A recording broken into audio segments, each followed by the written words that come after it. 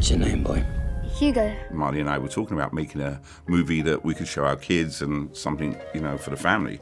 And then this popped on my desk, and, you know, what a fantastic movie for him as well. Just seemed a natural time in my life to try to go back to what I saw as a young child, and the obsession that I felt when I first saw pictures move. You've got to find that piece of material that would attract, I'm not saying always Martin Scorsese, but would attract filmmakers, attract talent.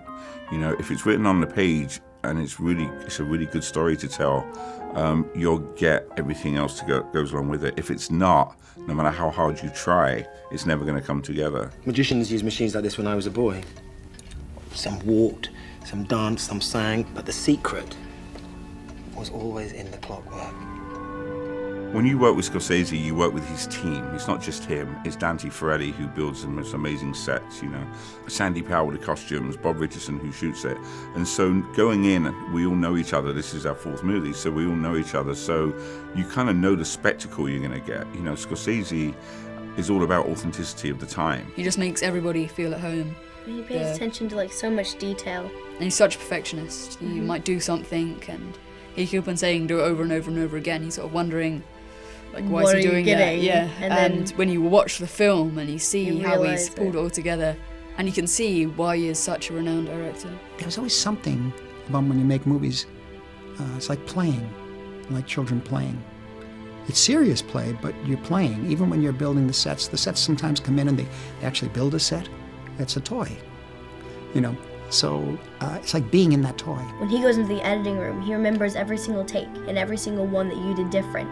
And in his little script, he writes down like every little number and like digit of what he likes. So he's a perfectionist. Every single tiny gesture that you offer Martin Scorsese will be in the movie. And that's a wonderful feeling. Because those moments between action and cut, if you can imagine, are so precious. And you're not going to ever get them back again.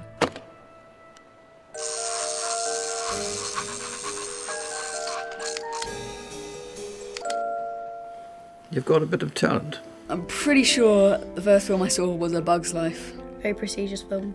Yep, seeing little animated insects running around really messed with my head. The big one that made me realize that you can make films and understood how films move was The Magic Box, a British film. The story of William Friese-Greene. That's the one my father took me to see. That around the same time as The Red Shoes. I think one of my first movies I ever saw was probably Beauty and the Beast. Yeah, but one of the first movies I saw that really struck with me was probably Breakfast at Tiffany's. It was a film that I went to see as a child called Never Take No for an Answer, and it was about an orphan, and I have to say that he looked almost exactly like me as a little boy.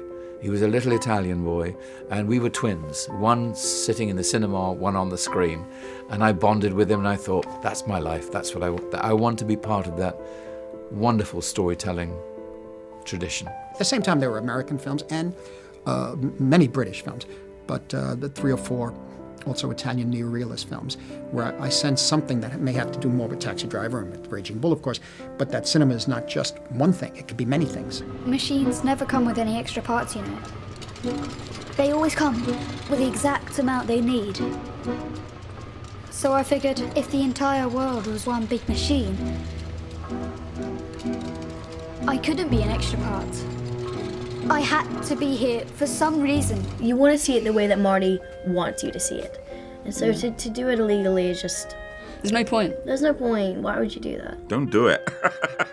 I don't know what to say to that. I mean, I think, you know, it's terrible. It's a part of our business. It's the really dark side. Definitely watch it in the cinema. Yeah, the 3D aspect. 3D is incredible. It's not if you do it, watching it in 2D, it's an amazing film. Watching it in 3D, it's magical. You know, I can't stress enough to people to go and see this film for many reasons, but one of them is definitely the 3D aspect of it. No one is ever going to see a movie quite like this in 3D. Audiences will leave the cinema honestly saying to themselves or to each other, isn't life really beautiful? It's a very life-affirming, totally uplifting film. Once upon a time, I met a boy named Hugo Cabret. He searched to find a secret message. I need to know what this means. And how that message lit his way. Hugo! All the way home. Hugo.